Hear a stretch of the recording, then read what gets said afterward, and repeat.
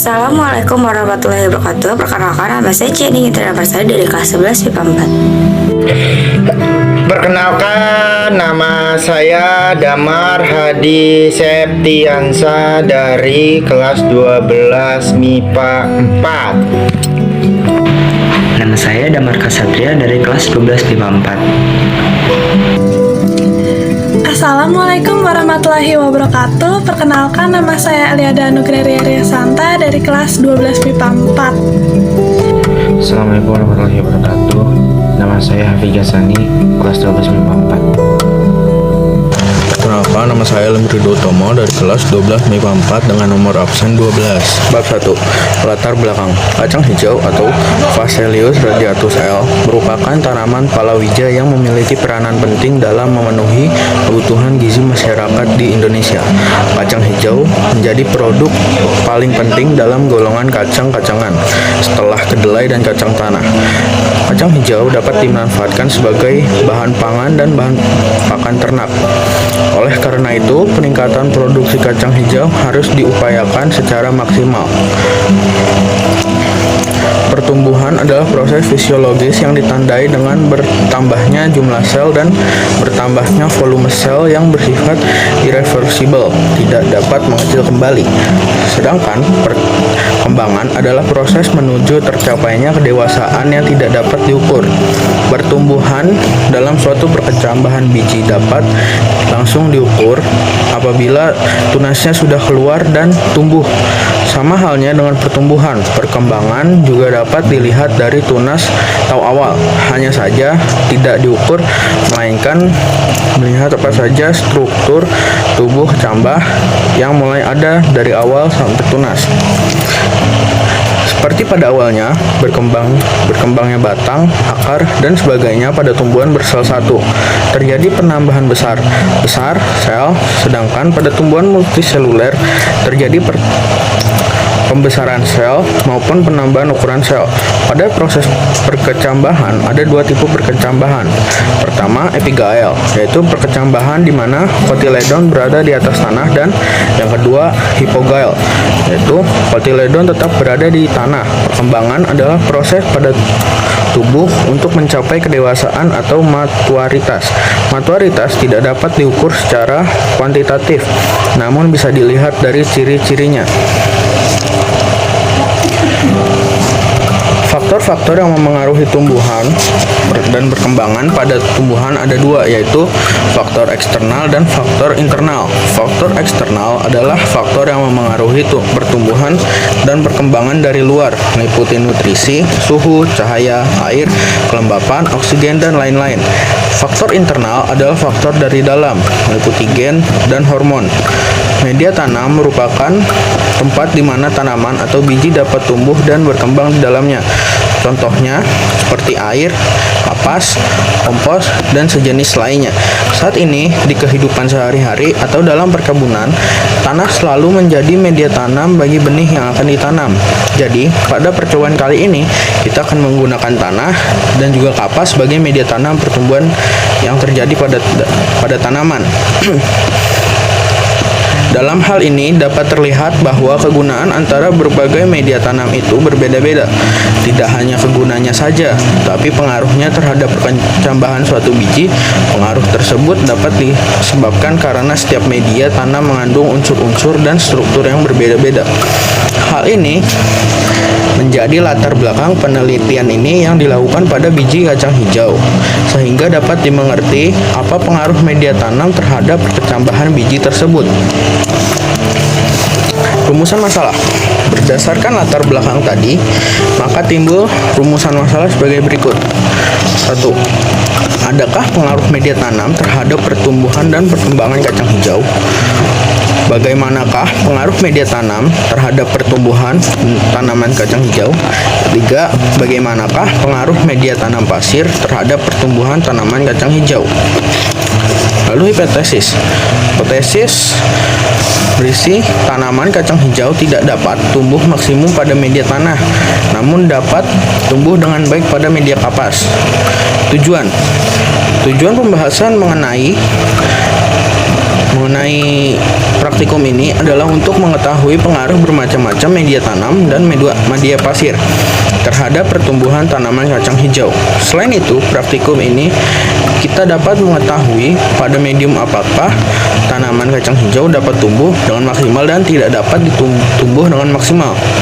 Manfaat pembelajaran ini mampu memilih media tanam yang sesuai bagi tumbuhan, mengetahui pengaruh berbagai media tanam terhadap laju tumbuhan kacang hijau, dan mengetahui faktor apa saja yang membedakan media tanam.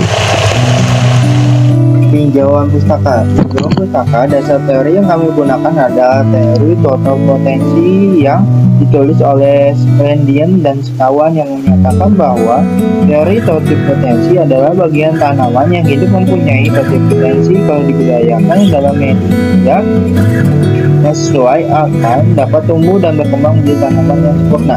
Artinya, dapat bereproduksi, berkembang biak secara normal melalui biji atau spora.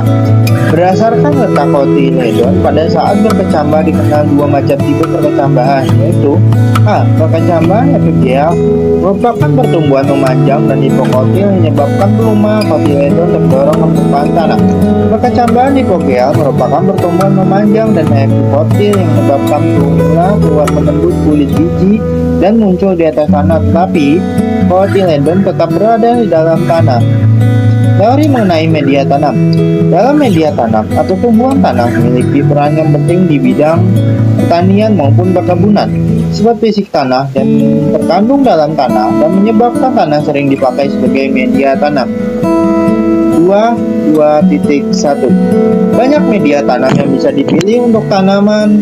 Meskipun begitu, sebagian besar kegiatan pertanian bertanaman sampai saat ini masih bergantung kepada tanah. Makhluk-makhluk hidup dalam tanah membantu memecah materi sisa tumbuhan dan bangkai hewan menjadi zat hara yang kemudian diserap oleh akar tumbuhan. Jarang sekali kegiatan pertanian media kapas terkecuali para siswa yang akan melakukan penelitian biologi. Dalam media tanam, tumbuhan tanam memiliki peran yang penting dalam pertanian. Meskipun perkebunan sebelumnya dijelaskan terlebih dahulu, sifat fisik tanah dan apa saja yang terkandung dalam tanah sehingga menyebabkan tanah sering dipakai sebagai media tanam. Yang pertama, ada tekstur tanah. Jika tanah digali sampai kedalaman tertentu dari penampung vertikalnya dapat dilihat gradasi warna yang membentuk lapisan-lapisan horizon atau bisa disebut profil tanah. Di tanah hutan gusang maka terdapat 3 horizon penting, yaitu horizon A, B, dan C. Horizon A atau topsoil adalah lapisan tanah paling atas yang paling sering dan paling mudah dipengaruhi oleh faktor iklim dan faktor biologis. Pada lapisan ini sebagian besar bahan organik terkumpul dan mengalami pembusukan. Horizon B disebutkan juga dengan zona penumpukan, depression zone. Horizon ini memiliki bahan organik yang lebih sedikit tapi lebih banyak mengandung unsur yang tercuci daripada horizon A. Horizon C adalah zona yang terdiri dari batuan terlapuk yang merupakan bagian dari batuan induk. Warna tanah. Warna ada petunjuk untuk beberapa sifat tanah. Biasanya perbedaan warna permukaan tanah disebabkan oleh perbedaan kandungan bahan organik. Semakin gelap mana, semakin tinggi kandungan bahan organiknya. Warna tanah dilapisi bawah yang kandungan bahan organik rendah lebih banyak dipengaruhi oleh jumlah kandungan dan bentuk senyawa besi Fe. Di daerah yang mempunyai sistem drainase serapan air buruk, warna tanahnya abu-abu karena ion besi yang terdapat di dalam tanah berbentuk Fe2+. Yang kedua, ada komponen tanah. Komponen mineral dalam tanah terdiri dari campuran partikel yang secara individu berbeda ukuran menurut ukuran partikelnya. Komponen mineral dalam tanah dapat dibedakan menjadi 3, yaitu pasir berukuran 50 mikron, 2 mm debu berukuran 2,50 mikron, liat berukuran di bawah 2 mikron. Tanah bertekstur pasir sangat mudah diolah. Tanah jenis ini memiliki aerasi, ketersediaan rongga udara, dan drainase yang baik. Namun memiliki luas permukaan kumulatif yang relatif kecil sehingga kemampuan menyimpan air sangat rendah atau tanahnya lebih cepat kering. Tekstur tanah sangat berpengaruh pada proses pemupukan, terutama jika pupuk diberikan lewat tanah. Pemupukan pada tanah bertekstur pasir tentunya berbeda dengan tanah bertekstur lempung atau liat. Tanah bertekstur pasir menunjukkan pupuk lebih besar karena unsur hara yang tersedia pada tanah berpasir lebih rendah. Di samping itu aplikasi pemupukan juga berbeda karena pada tanah berpasir pupuk tidak bisa diberikan sekaligus karena akan segera hilang terbawa air atau menguap. Di poin 2.2 nomor 2 ada pasir. Pasir sering digunakan sebagai media tanam alternatif untuk menggunakan fungsi tanah. Sejauh ini, pasir dianggap memadai dan sesuai jika digunakan sebagai media untuk penyemaian benih, pertumbuhan bibit tanaman, dan perakaran stek batang tanaman. Sifatnya yang cepat kering akan memudahkan proses pengangkatan bibit tanaman yang dianggap sudah cukup umur untuk dipindahkan ke media lain. Sementara bobot pasir yang cukup berat akan mempermudah tegaknya stek batang. Selain itu, keunggulan media tanam pasir adalah kemudahan dalam penggunaan dan dapat meningkatkan sistem aerasi serta drainase media tanam. Pasir malang dan pasir bangunan merupakan jenis pasir yang sering digunakan sebagai media tanam. Oleh karena itu, memiliki pori-pori berukuran besar atau pori-pori makro, maka pasir menjadi mudah basah dan cepat kering oleh proses penguapan. Kohesi dan konsistensi atau ketahanan terhadap proses pemisahan pasir sangat kecil, sehingga mudah terkikis oleh air. Dengan demikian, media pasir lebih membutuhkan pengairan dan pemupukan yang lebih intensif. Hal tersebut yang menyebabkan pasir jarang digunakan sebagai media tanam secara tunggal. Penggunaan pasir sebagai media tanam sering dikombinasikan dengan campuran bahan anorganik lain, seperti kerikil, batu-batuan, atau bahan organik yang disesuaikan dengan jenis tanaman. Pasir pantai atau semua pasir yang berasal dari daerah yang bersalinitas tinggi merupakan jenis pasir yang harus dihindari untuk digunakan sebagai media tanam, kendati pasir tersebut sudah dicuci terlebih dahulu. Kadar garam yang tinggi pada media tanam dapat menyebabkan tanaman menjadi merana.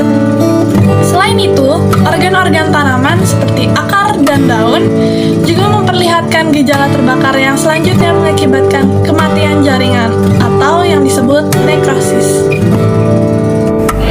Bab 3 Metode Penelitian.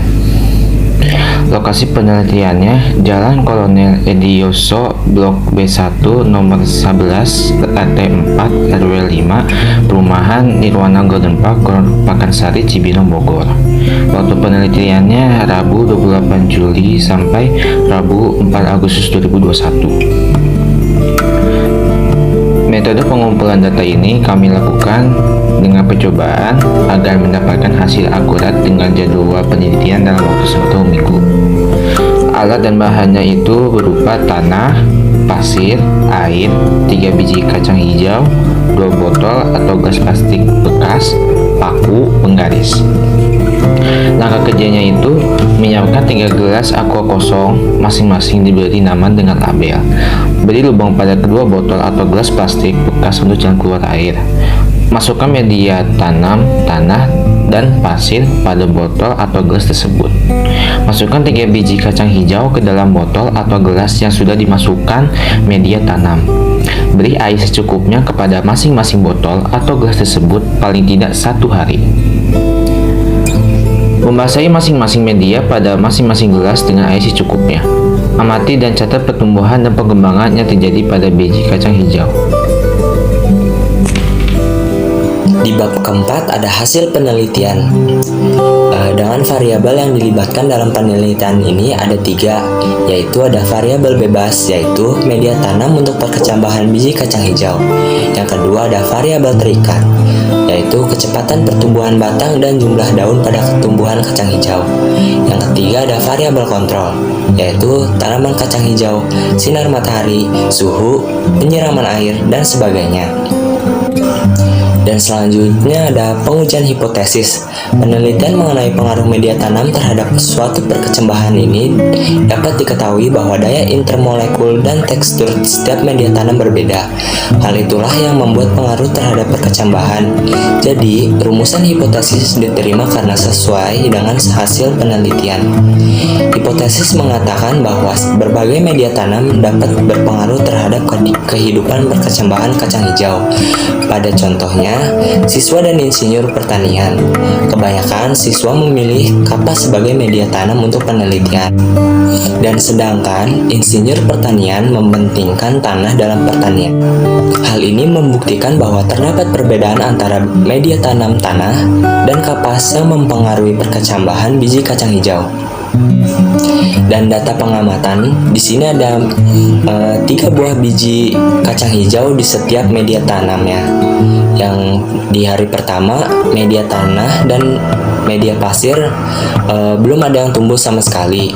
Di hari kedua media tanah di biji pertama lebih unggul tanam terlebih dahulu, lalu disusul oleh biji kedua dan ketiga, dan media pasir hanya satu saja yang tumbuh.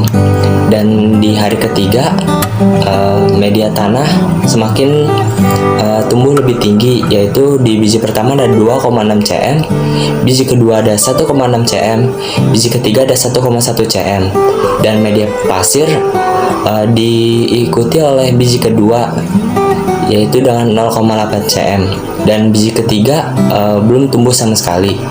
Dan di hari keempat media tanah yang biji pertama tumbuh 3,4 cm, biji kedua 2,2 cm, biji ketiga 1,4 cm, dan media pasir 2, cm di biji pertama, di biji kedua 1,1 cm, dan biji ketiga belum tumbuh sama sekali.